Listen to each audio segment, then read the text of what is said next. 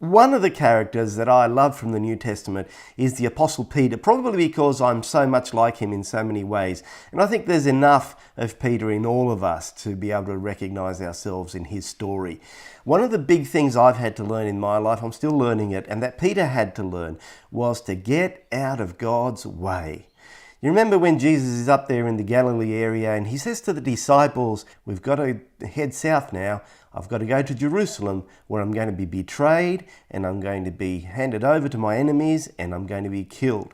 And Peter grabs Jesus apart and he says to the Lord, Lord, there's no way that you can let this happen to you. And Jesus says to him, basically, get out of my way. Well, the words are even harsher. He says, get behind me, Satan. Get away from in front of me. Get out of my way. Jesus knows what he has to do, but Peter always seems to know better than our Lord.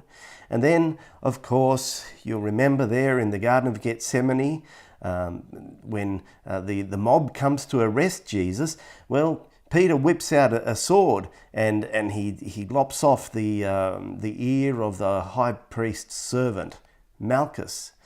And Jesus says to Peter, put the sword away. Don't you know that he who lives by the sword will die by the sword?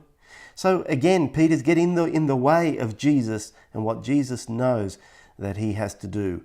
Because for Peter, you see, being a follower of Jesus doesn't mean the path of suffering. It doesn't mean the path of the cross. And how many times in my life have I been in Jesus' way because of my will, my unsurrendered will, and it hasn't matched up with what God's will has been and God's will for my life. So I'm learning to get out of God's way.